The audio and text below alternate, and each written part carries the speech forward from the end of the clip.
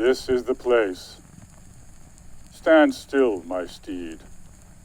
Let me review the scene and summon from the shadowy past the forms that once have been.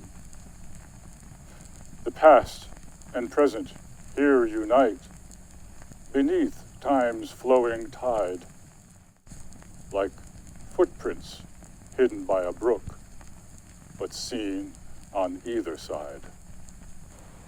Welcome. I am the gatekeeper of the Washington Cemetery. This burial ground was created in the 1840s and has been the final resting place for hundreds of Washington residents throughout the last 2 centuries. This is the time of year that we honor those who have passed. During All Hallows Eve, the veil between the living and the dead is the thinnest, and their spirits return to us on earth. Tonight, we will hear stories from women and men of Washington, Connecticut, who lived and worked around the green. They will tell true stories, some sad, some amusing, some tragic. Listen well to their lessons. Now, you may enter the cemetery. Be very careful to follow your tour guide and stay close to the light. You never know who may be lurking in the darkness.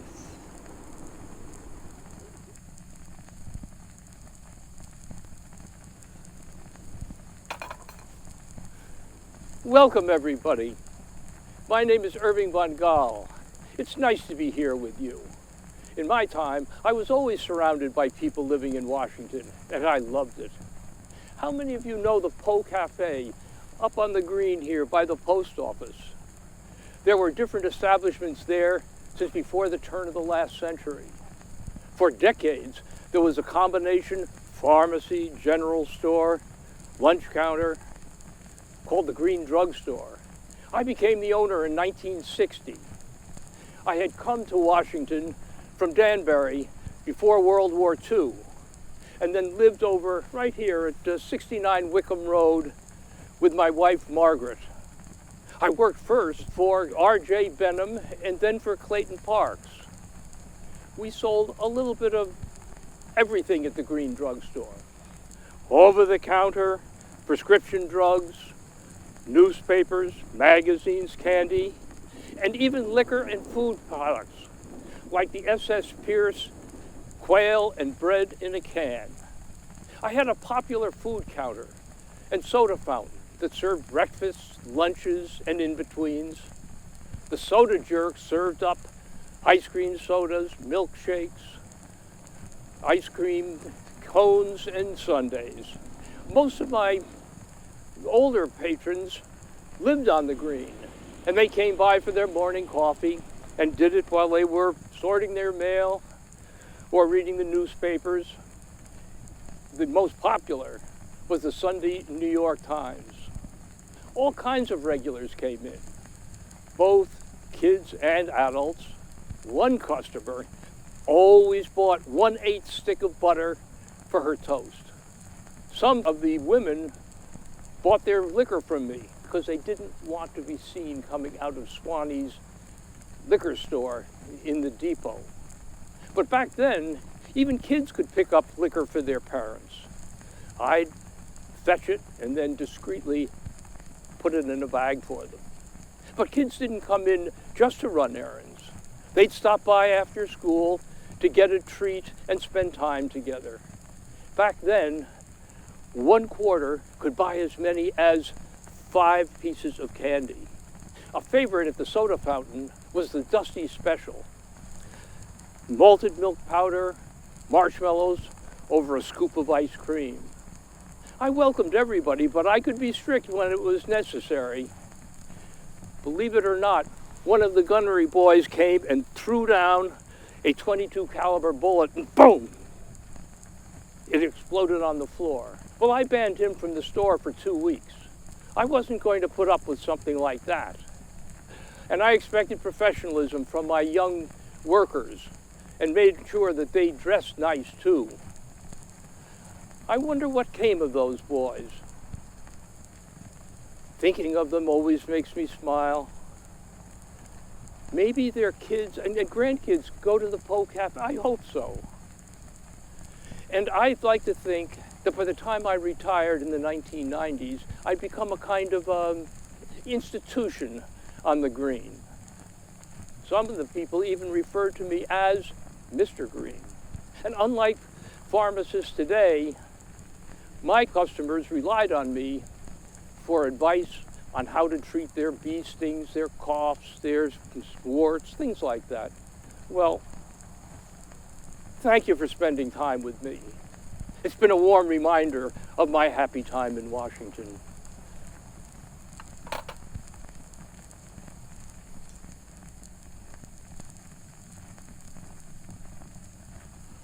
Going home, I'm just going home. Quiet like some still day, I'm just going home. Good evening. My name is Arthur Woodruff, and my life is dedicated to music. I was a composer, conductor, musician, singer, and music teacher. And I was born right here in Washington, Connecticut in 1853 to two music-loving parents. My father, Truman, was a tenor. My mother, Ellen, was a soprano, and they both sang in the choir of the Washington Congregational Church down there on the Green. In the beginning, my appreciation of music began at an early age. However, I thought it smarter to keep my music as a hobby, and therefore I dedicated myself to the pursuit of business. I enrolled in the Eastman National Business College in Poughkeepsie, New York. I worked several positions, most of them after graduating, and they were all in New York City.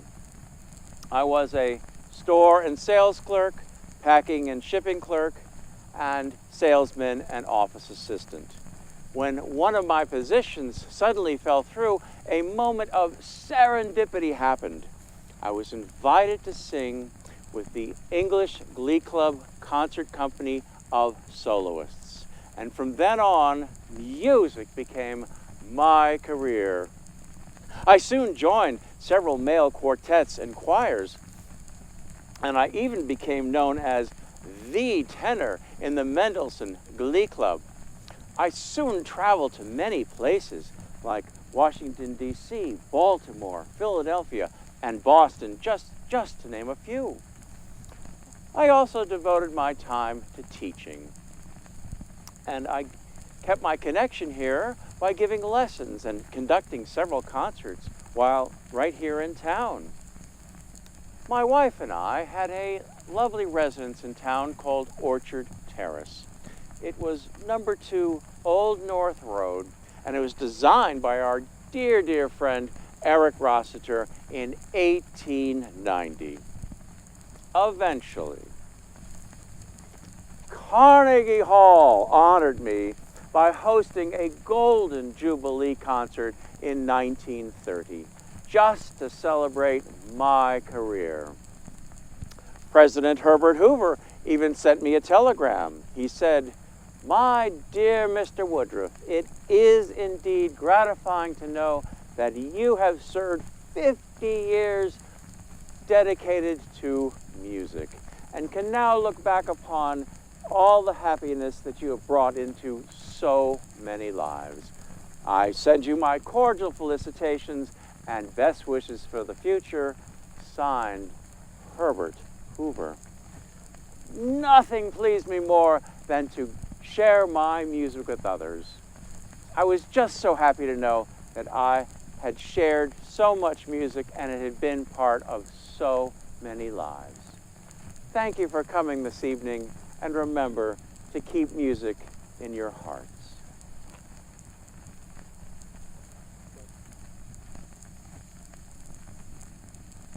Hello, I'm Esther Peck, although my friends and relatives just call me T. I was born in 1883 in Southborough, Massachusetts. My father was an ordained minister in the Episcopal Church as well as an educator. He founded the Pomfret School down in eastern Connecticut. But after his early death at the age of 47, it was during an epidemic of bronchitis and pneumonia at the school, my family and I decided to move to New York City, where I attended an art school. Art was my passion. I designed sets and costumes at the neighborhood Playhouse Theater in the city, and I loved to paint and sketch. My compositions were generally landscapes and churches, architecture. After my mother passed in 1931, I moved to Washington, Connecticut to be near relatives. My Uncle Theodore was rector of St. John's Church right over there, and I had a little house. I loved my little house. I maintained the gardens and I decorated. Green is my favorite color. It is in my bedding, my clothes, and even my cutlery had green handles. My love for art continued in Washington, Connecticut. I was inspired by the pastoral beauty of this small New England town. My cousin, Alice Peck Snow, you know, she lives across the street from the church. Well, she and I took advantage of every beautiful day to go out and sketch. We even encouraged her daughter Nancy to pursue art. Nurturing the next generation of artists was very important to me. So I became one of the founders of the Washington Arts Association in 1952. The aim of the association is to encourage art and art education. It should really come to no surprise to anyone here that because of my love for art, I became curator of the Gun History Museum. I was there from 1955 to 1963. I donated a lot of my personal belongings there. Not just paintings, but dolls. Oh my goodness, I was an avid collector of dolls. I had over 100 of them. They became subject of many of my paintings afterwards. As I've often said, they're easy to paint and they don't wiggle. I'm very happy to know that the things that I love are being taken care of and preserved at the museum. I hope you all have a lovely evening. Thank you for coming.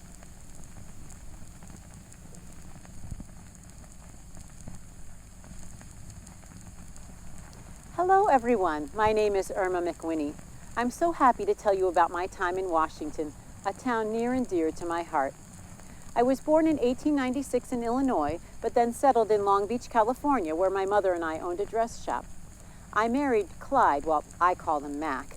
He was a widower with 2 children of his own. His first wife died tragically in an airplane crash they were in together. After some time passed, Mac passed away, and my grown stepchildren wanted to stay in California. So, in 1946, I took my boys, Michael and Roderick, and we drove to the East Coast. I was looking for that quintessential New England town, and I drove around every day trying to find it, until I came upon Washington, and it captured my heart. I bought property at 11 Kirby Road here on the Green. It contained the ruins of the Brownlee Estate, I'm told. My oldest son, Michael, helped design our 2-story colonial home, and both boys assisted in the construction process. Well, once we settled into town, we just loved it here. The boys had so many local friends, and they were known as the Gang on the Green. And my son, Michael, he attended the gunnery, and he was so excited to be involved in so many activities. There was, the varsity 11 football, and the Stray Shot school newspaper, the debating club. I could go on. As for me, I enjoyed walking to the post office every day and sitting at the lunch counter at the drugstore and to socialize. Oh, I remember Irving von Gall. Oh, if you see him later, tell him I said thank you for his many years of service. Now, even though I didn't have a dress shop any longer, I still just loved to sew. I made pinafore dresses for my granddaughters in California, and when they came to visit me here in Washington when they were in high school, I just loved showing them around town.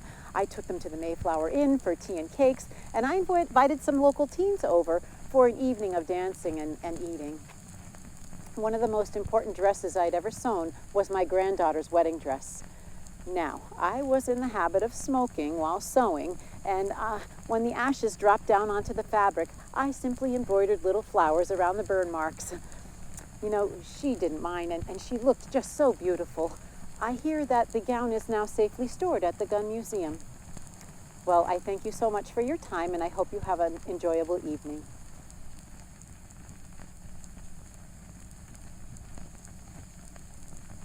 Hello, my name is Dr. Philip von Ingen, and I'd like to tell you a little bit about my family history here in Washington.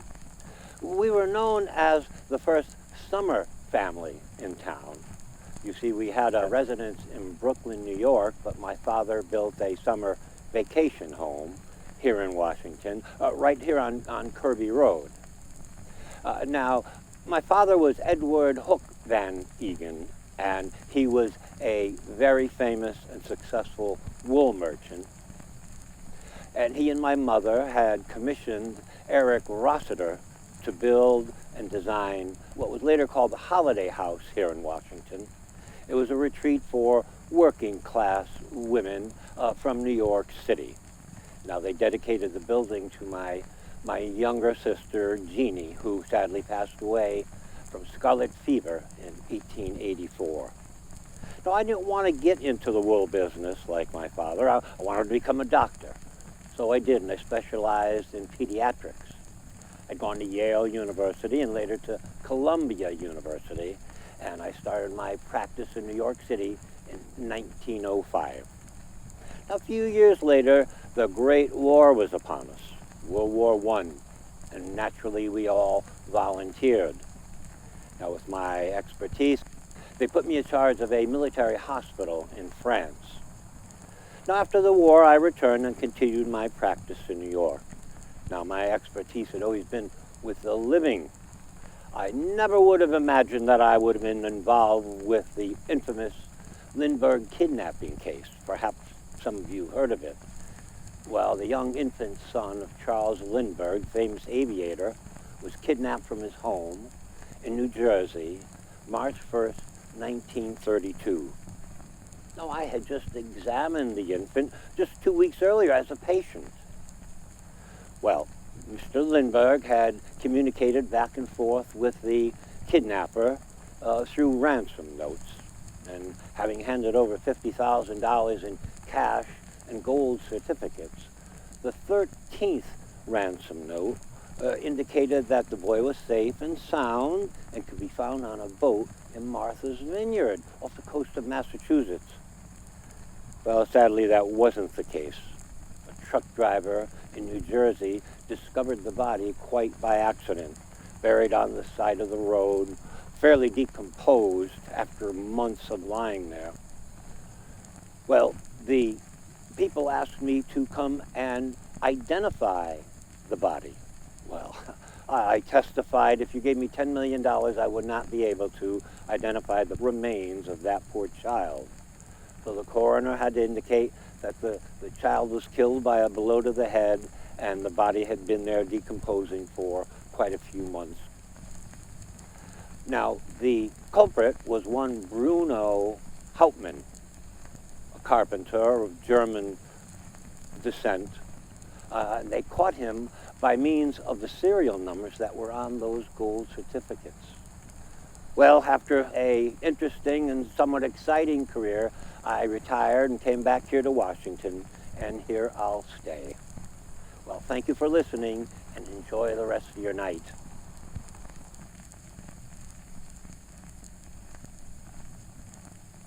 Hello, and welcome. My name is Edmund Kersley Swigert II, but you can call me Ned. Also, happy Halloween! Woo! I've always loved Halloween. That's the one I'm here for, though. I was born on March 30th of 1931 in Milwaukee, Wisconsin. I grew up in a cabin in the woods with my mother and my father. My father was a good friend of the chief of the Native American tribe that lived traditionally in the woods nearby. I was so young that I would often go and play with the other children in the village. After my father died, when I was still just a boy, my mother and I moved to Southport, Connecticut to live closer to her brother, my Uncle Waldo.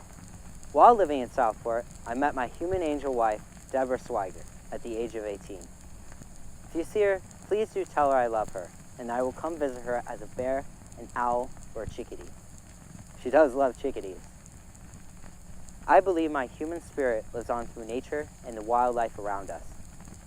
While living in Southport, my Uncle Waldo helped us with a lot of things. He told me about teaching positions at the gunnery here in Washington. I went and applied, and soon after, I became a history teacher for them. I supported my wife and my children for years, until one day, in my garden at home, I had a vision. A vision I so badly wanted to come true. A vision of a Native American museum that would share the Native culture and educate others from all over. Everyone thought I was crazy for wanting to build a museum in the middle of the woods off Curtis Road here in Washington, but I knew I could do it. I knew I could do it if I set my mind to it. And I did, and my dear friend Sid Hustle helped me do it. We came across so many blocks in the road, but we ended up raising $2.5 million to build the Institute for American Indian Studies. The doors were opened in 1975 and have been open ever since. Go visit and tell the staff there I said hello. You might even see my grandson Nathaniel working outside. Well, it seems like you're all on a clock here, so I better let you go. Hope you have a great rest of your tour and a great day.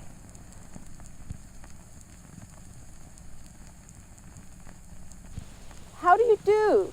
My name is Mariette Hubble Newton, and I was the first person to be buried in the Washington Cemetery. I was born in 1813. My parents were Harry Hubble and Elizabeth Titus, daughter of Joseph Titus. I married Dr. Leverett Newton, and together we had two daughters, Sarah and Emily. I have such a story to tell you about Sarah's husband, Albert Pratt, who was a carriage painter. He suffered an attack of the hiccups that lasted for 12 days and 9 hours. Can you imagine? Apparently, he was very fortunate. His doctor told him that most people die of the hiccups after 9 days. I hear his story even made it into the 1885 edition of the Automotive Manufacturer. My second daughter, Emily, married William Turney Odell, who owned a hat shop over on Kirby Brook in Washington. In 1850, he had the brilliant idea to make hat boxes. Once a month, he and my grandson Truman would go into New York City and buy wallpaper to cover the hat boxes with. I wish I could have spent more time with my family, but I died young at the age of 27. Around that time, a group formed in Washington called the Proprietors of the New Burying Ground in Washington, and they wished to designate land as a cemetery here. They ended up buying 1 acre of land for the princely sum of $143.03. I was the first person to be buried in that plot of land, which came to be known as the Washington Cemetery.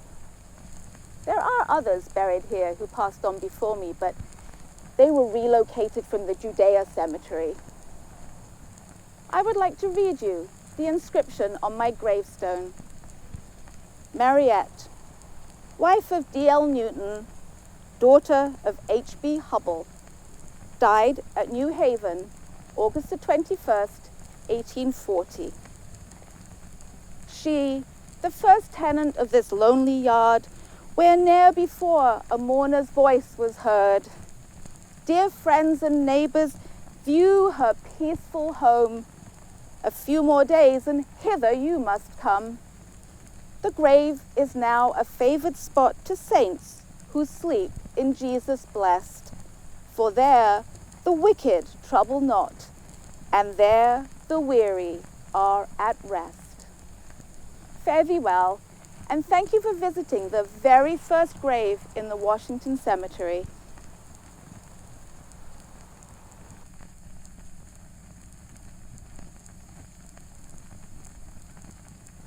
Grace and peace to you on this night.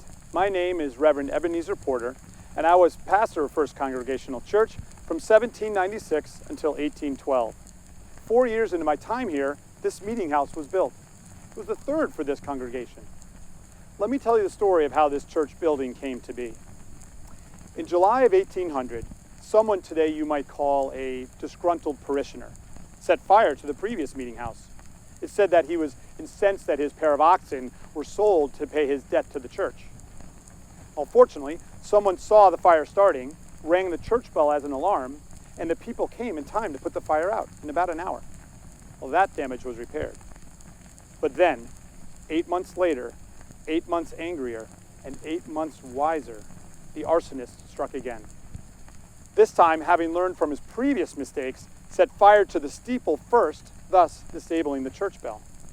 The entire structure was destroyed. Even old Mrs. Mitchell's feather bed that she reclined on during church services. Well, our congregation would not be dissuaded, though, and 6 months after Reconstruction began, on Thanksgiving of 1801, the first church services were held in this new meeting house. And then a year later, the structure was completed. Now, while some parishioners take their disagreements with the pastor to an extreme, like the arsonist did, others are more subtle. And a breakdown in salary negotiations in 1809 led to a somewhat toxic workplace. In spite of strong petition for me to stay from several of the young gentlemen in my Sunday school class, I left Washington in 1812 for Andover Seminary, where I became president until my death in 1834. I hear that that seminary is now part of Yale Divinity School. My favorite time in Washington was spent teaching a small theological school from my home. While we might have 15 official students, there might be 80 or so at class meetings. So, I leave you with this. Keep asking good questions.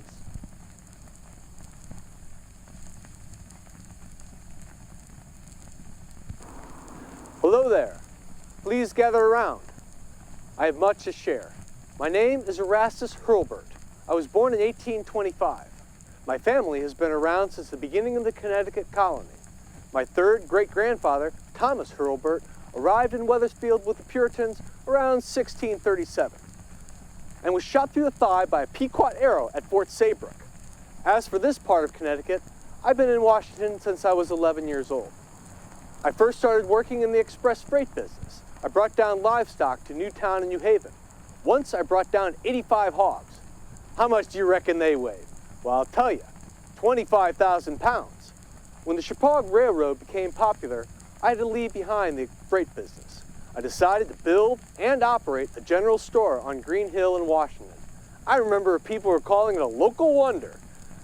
Thursdays were important days. They were butter tub days. It was common for people to churn their own butter. After church, they'd come by my store and swap their full tub of butter for an empty tub. Then we'd sell the butter for them.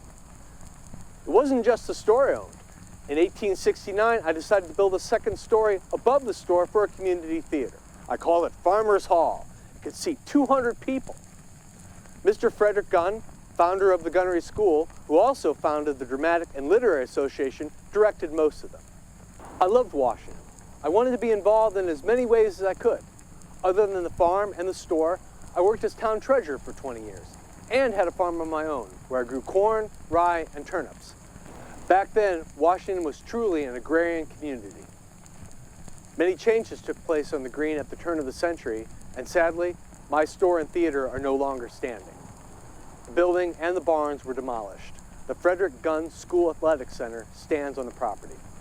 Regardless, my hope is that Washington continues to thrive to this day. Thank you. Enjoy the evening.